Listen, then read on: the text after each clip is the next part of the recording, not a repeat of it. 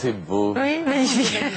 Isabelle, pour Noël, on ne se contente pas évidemment de mijoter des bons petits plats, de cuisiner, de préparer la maison. Mais je crois que le bonheur doit être non seulement dans l'assiette, mais autour de l'assiette. Pour une fois, on ne déjeune pas sur le coin de la table de la cuisine. On ne dîne pas sur... Oui, c'est une fête, c'est aussi un repas de fête, c'est vraiment le décor aussi, c'est très important. Une très jolie table. Alors c'est vrai que souvent on a tendance à faire un décor en sortant tout ce qu'on a de plus joli chez soi, sans penser à une thématique particulière. Oui. Et aujourd'hui je me suis dit finalement, où on voyage à travers la télévision, où on voyage soi-même, en tout cas on est beaucoup plus ouvert je trouve sur le monde, on a des influences, on voit dans les magazines, etc. Et on peut avoir envie aussi, pour une fois dans l'année, de voyager à table. C'est-à-dire de créer une thématique particulière. Moi, j'en ai choisi 3. C'est la mondialisation de la déco. Oui, c'est la mondialisation de la déco. C'est surtout qu'on ne l'aurait pas fait il y a quelques années, mais aujourd'hui, on trouve très facilement, si vous vous baladez un peu au moment des décorations de Noël, on trouve des thématiques très fortes dans les grands magasins. Vous trouvez un peu de scandinave, qu'on reconnaît facilement parce que c'est rouge et blanc. Là, tu peux mettre du saumon. Du baroque, un côté, par exemple. Du baroque avec du rouge, de l'or, etc. Et puis baroque, aussi... tu peux mettre un couscous. Pourquoi? C'est pas très russe. C'est pas barocain le couscous? C'est un peu enrhumé, excusez-moi, mais c'est barocain. Alors, c'est scandinave, russe et très. Alors pour moi, j'ai amené ça canadien parce que pour moi le Canada c'est aussi une. Bûcheron. C'est très nature en tout cas. Nature. On vit dans la nature et donc on a aussi voilà feu une de cheminée, et décor bûcheron. Alors je vous propose d'aller. Je vous emmène à table. Allez, c'est parti.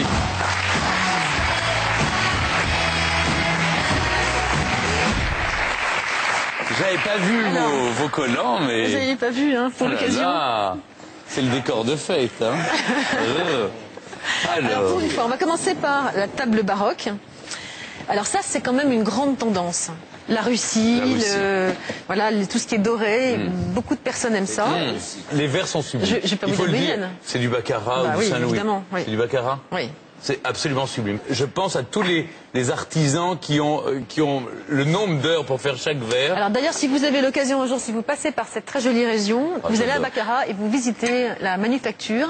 Et là, on comprend très bien le savoir-faire qu'il faut pour concevoir l'un de ces verres.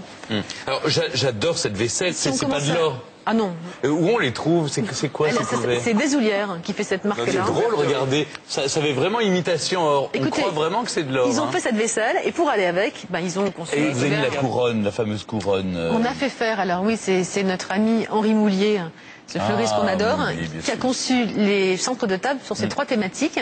On lui a juste dit, voilà, c'est un côté un peu russe et tout, donc il est parti sur le rouge, le pourpre. Et c'est très beau. Non, il faut être honnête, c'est très beau.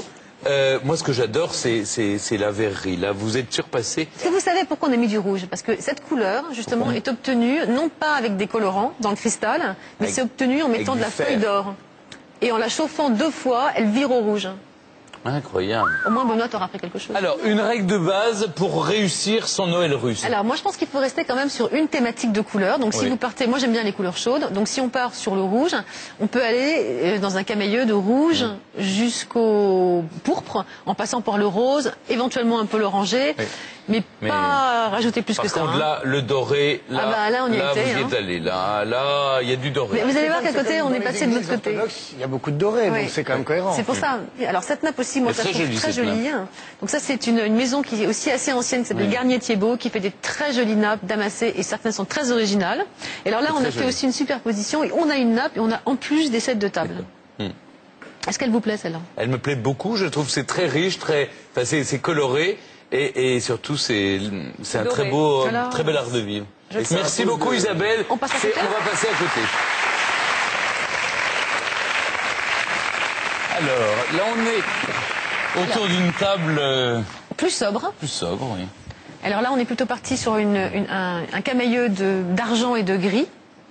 C'est très joli. Cette nappe est incroyable. C'est une nappe? Alors, c'est pas une nappe. En fait, c'est un fouta. Un fouta, ce sont ces draps de hammam, serviettes de hammam, mais qui est très joliment... Avec des fils argentés, c'est magnifique. Hein. Ça existe aussi avec des fils or. J'aime beaucoup. Et c'est une manière amusante de ne pas forcément prendre une nappe damassée. Pour Noël, on n'est pas obligé de mettre une nappe blanche. On peut aussi détourner.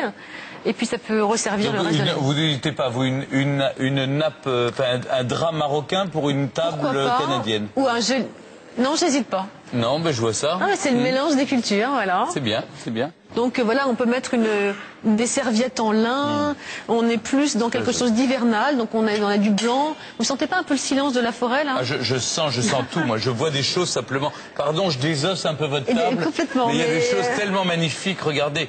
Voilà, je sais pas, des assiettes en cristal baccarat, regardez. C'est super, ça. C'est absolument magnifique. C'est ni bleu ni gris. C'est une très jolie couleur. C'est une couleur magnifique. Bon, et alors en dessous, il y a... Ça, je trouve ça le chic. Mais alors bon, une sous-assiette. C'est le PIB du Burkina Faso. Vous voyez chaque soupe là. Et alors, vous avez, regardez cette sous-assiette, Christophe. Là. Ah, c'est marrant, c'est ce que gagne le finaliste à Roland Garros. Regardez, c'est qu'on peut avoir une très très jolie sous-assiette, oui. Mais ça, par contre, c'est une petite marque, c'est AMPM, c'est La Redoute, et donc voilà, ça c'est des verres qui font beaucoup d'effets et qui sont quand même Ça fait un effet superbe. Et surtout, ça rappelle le filet argenté, ça rappelle l'argent, le métal argenté des couverts. Qui sont aussi de la même maison. Ah oui, ils sont très légers. Ah oui. C'est bien ça. Oui. Pas de serviette en papier, on est d'accord. Ah ben non, on est d'accord, pas de serviette en papier. Ah bah non. Déjà, pas le reste de l'année, mais là, on fait pour les faire en famille. Bah, quand on est 4, c'est moins nécessaire. Mais quand on est nombreux, je sais pas, non, j'aime bien, mais laisser les gens se mettre... Vous mélangez les adultes et les enfants, vous, à table? Pour Noël, oui. Oui. J'ai mon bout de table. Les adultes et les enfants. Les adultes et les enfants. Les adultes. Bon là, ça c'est votre place, ça dit rien. Ça c'est ma place. Vous pouvez vous asseoir là. Parce que comme ça, je vois le public. Enfin, là, c'est Noël. Voilà, c'est Noël. Voilà. Ah, mais là, c'est extrêmement joli. C'est super. Alors là, c'est Noël. Ça, c'est... Scandinave. Oui. Et Scandinave, c'est quoi? C'est à la fois dépouille, il n'y a pas de nappe, donc déjà. Non. Alors pourquoi il n'y a pas de nappe? Vous allez me poser la question. Parce que la table est jolie. Ils n'en ont peut-être pas en Scandinavie. Pas du tout. C'est parce que je suis partie du principe qu'il y a aussi des gens qui peuvent avoir des tables aussi particulières que celle-là. Et cette table-là, elle mérite d'être vue. Si on l'a achetée, c'est que ça, on aime le contemporain et qu'on aime ce genre de choses. Et donc on met pas de nappe dessus. On met des sets de table. Et les chaises, c'était... Et alors, avec des couverts en bois? Alors ça, c'est pour s'amuser. C'est simplement pour dire que pour Noël, on peut aussi, de temps en temps, acheter des choses qui sont éphémères, qui vont durer juste le temps de la soirée. Et après, on s'en débarrasse. On n'est pas brisé avant la fin. Non, mais c'est pas ça, c'est qu'on n'est pas obligé d'acheter pour Noël. On n'est pas obligé de changer sa vaisselle, de changer les verres que je vous ai montrés dorés. Vous pouvez très bien aussi acheter, pourquoi pas pour Noël, des verres qui sont juste ou en plastique ou en ce qu'on veut, dorés juste pour la soirée. Et après, voilà, c'est un décor de fête. C'est Noël, c'est un seul soir. Très original. Et ça, c'est quelle marque? C'est très scandinave. Ça, c'est la fameuse boutique suédoise. Merci. Non, ça vient de chez Merci. Ça, c'est du Bernardo, mais c'est pas mal. C'est amusant, on dirait de la neige. On dirait de la neige, regardez. Vous voyez cet effet sur le... C'est mignon. Ah oui, c'est amusant. Bon, et ces assiettes-là qui vont beaucoup vous étonner aussi, parce qu'elles sont assez... des sous-assiettes. Quelle marque? Alinéa. C'est vraiment un tout petit prix. Tout petit prix. C'est vraiment une grande surface de meubles et de... Laqué, ça? Non, c'est pas du bambou laqué, c'est du verre, mais irisé. C'est joli ce mélange rouge et... Alors on va demander l'avis du public. Quel est... Alors vous faites 1, 2 ou 3. Qui est pour la première table? 3 personnes, madame applaudit, 4, 5. C'est trop la doré, deuxième table. Ah oui, ça c'est grande majorité. Et la table scandinave? Ah quand même. Mais c'est très famille ça. C'est très famille, oui. Merci Isabelle. Vos tables sont superbes.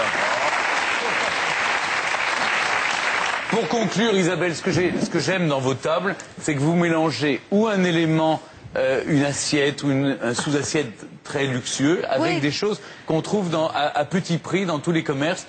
Le tout, c'est de trouver une harmonie, un thème et pas hésiter. Partir de ce qu'on a chez soi. Partir de ce qu'on a chez soi. On va pas changer de vaisselle, on prend ce qu'on a et ensuite... Et en revanche, il ne faut pas hésiter à faire une thématique autour d'une table. Moi, j'ai une dernière question pour vous. Est-ce qu'il faut l'assortir au sapin? Parce que moi, j'entends beaucoup les gens dire cette année, je fais mon sapin rouge et or. Du coup, est-ce qu'il faut faire la table rouge et or? Moi, c'est un peu ce que je fais. Donc là, très sapin argenté. Oui. Parfait. Toutes les marques citées par Isabelle, les produits, les différents table par table sur le site www.france2.fr. Voilà. Maintenant qu'on a les superbes tables de Noël, il faut peut-être se préoccuper de ce qu'on va mettre dans l'assiette.